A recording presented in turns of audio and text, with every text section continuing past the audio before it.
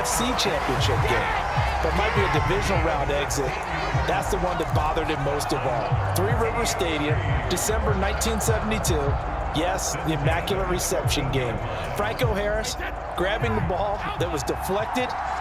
Almost at his shoe tops, he picked it up and took it in for a game-winning score to give the Steelers a 13-7 victory. And partner, anyone who loves black and silver still doesn't believe that ball hit anyone in black and silver that day, and that play should never have counted. And he's brought down. Another nice gain. That's now 30 yards between those last two plays. I think he has to be saying to himself, how did that not wind up a touchdown? Remember, you just need the tip of the ball to cross the plane. It's not going to get there, but they're going to be set up in great shape with first and goal. A chance now to get even before the break as they come up first and goal.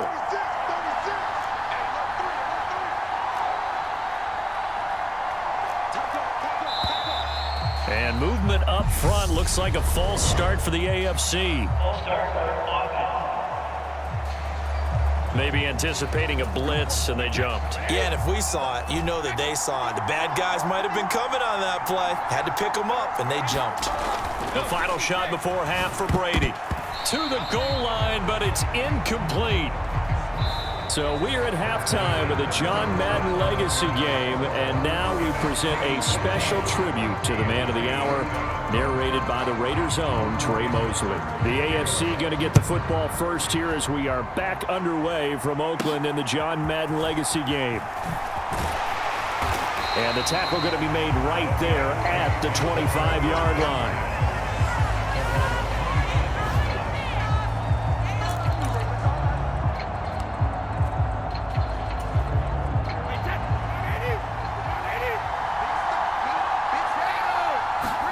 Throwing on first down is Brady. He finds his man, complete. That's Gonzalez.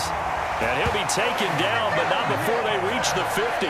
So now, Charles, to pick up the story we've been telling, John Madden at 42. He just completed a 10-year stint as the coach of the Raiders. He wants to step away a bit from the grind of coaching, but he doesn't want to step away from the game of football. So he ends up signing on with CBS in 1979 to try his hand at broadcasting. And much like his coaching career, he was pretty much an instant success. Partner, he really connected with the people right from the start, and people may not remember, he wasn't even on the #1 team in the beginning. He worked his way up. But the same things that made him a great coach made him a great broadcaster. The ability to show the big picture, yet break it down into the details. That's what he did with his teams. That's what he did with the people.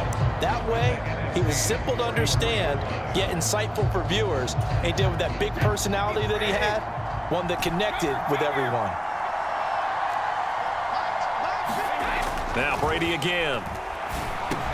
And that's complete to Gates. And they'll work this down inside the 30.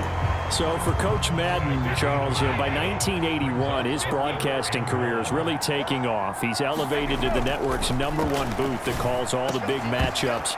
And he gets the plum assignment of calling Super Bowl 16, 49ers and Bengals, and he's teamed up with Pat Summerall. And that pairing ultimately would go on to be one of the most influential in sports broadcasting history. Influential not just in us listening to them. Remember, they went on to call 8 Super Bowls together. But how they put together kind of the template that all of us broadcasters follow now. Sitting down with the head coaches and the quarterbacks and the stars of each team before a ball game to get extra information. And the way that those two paired together, Pat Summerall, short, concise, to the point, and turned it over to Coach Madden to fill in all the big details. And he is going to have enough for an AFC first down. So how about that? They risk it on 4th down, and they're rewarded. Brady now to throw. And that's going to be incomplete. Too tough to hold on to that one. It's 2nd down. 3rd quarter of a tight football game as we come up on a 2nd and 10. Again, they'll throw with Brady. He finds his man, complete. That's Gonzalez. And they work this near the 5. He'll be stopped at the 6. Here's Brady to throw. toward the end zone, but that's going to wind up incomplete. I think he's got to be careful not to force anything into coverage right there. There weren't really any throwing lanes, but the best part for him, he's got second and third down to fall back on. This is caught. Touchdown. Patrick Ricard from 6 yards away. And the AFC is an extra point away from tying this game up. And he wasn't blocking or running it there. They tossed it to him. And you remember the good old days when the 49ers were riding roughshod in the league? They used their fullback and pass plays all the time. Roger Craig, Tom Rathman, those guys were terrific at running these.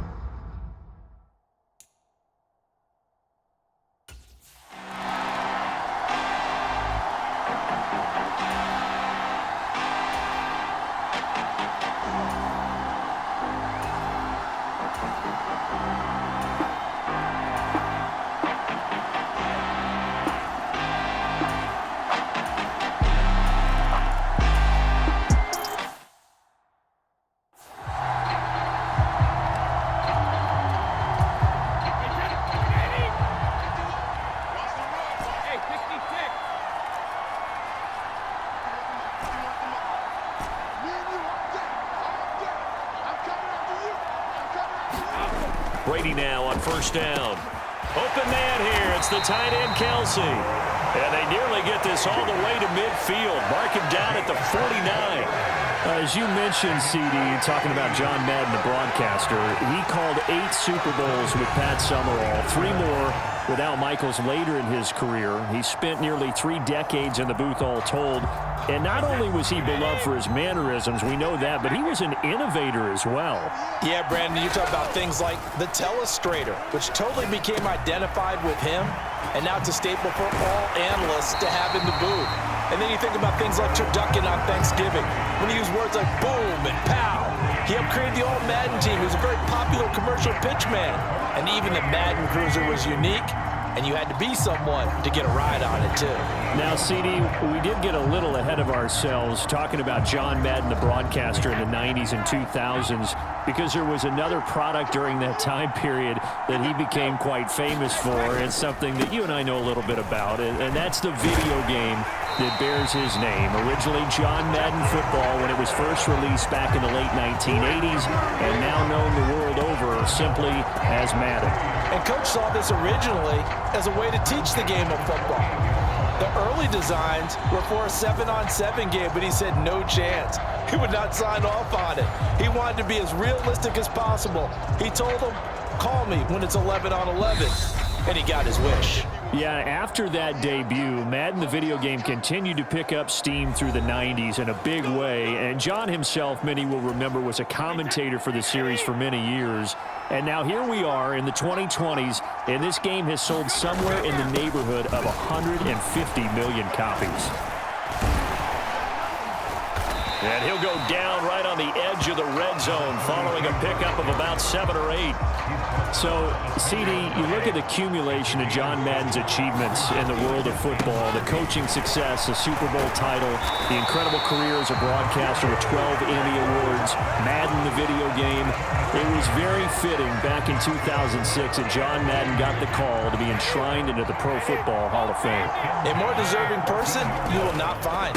He gave an incredible speech on that day, Brandon. So many of his former Raider players were in attendance.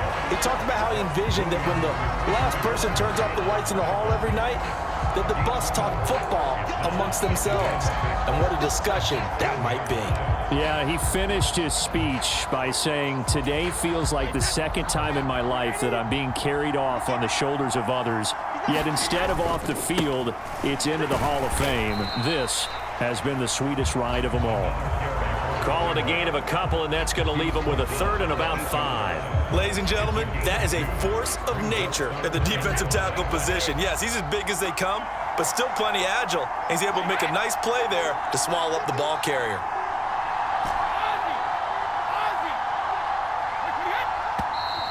And movement up front looks like a false start for the AFC. And maybe they were coming with a blitz that time, and it caused a jump. I think if we saw it, you know that they saw it. Might have been a little discussion down there. Bad guys coming. Pick them up. Pick them up. And someone jumped. Brady to throw. Got his man complete over the middle. That's Gonzalez. Now the AFC going to use the first of their timeouts as they get it with 16 seconds remaining on the clock.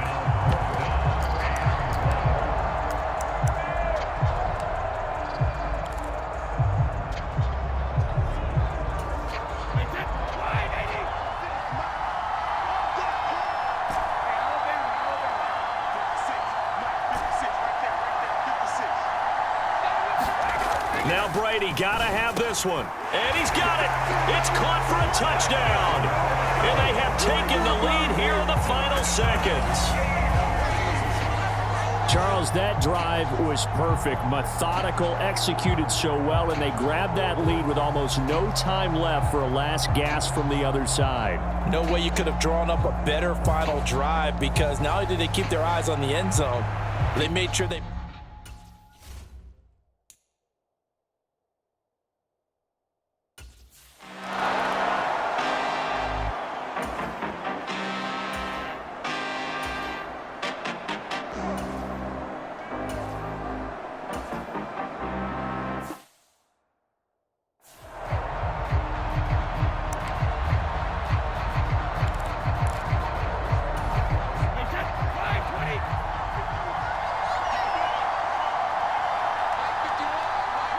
Down to a knee here. The defense still with a couple of timeouts. We'll see if they want to use them. And we will get a timeout with 2 ticks left.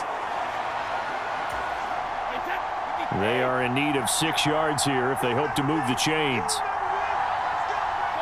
Victory very much in sight now as they'll take a knee. So it's a win here for the AFC on an incredible afternoon of football and remembering the life of John Madden. Before we go, one final message. And for all of us at EA Sports, this one's for you, Coach.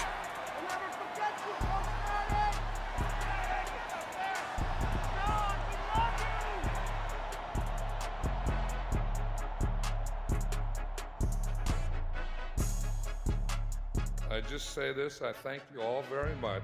This has been the sweetest ride of them all.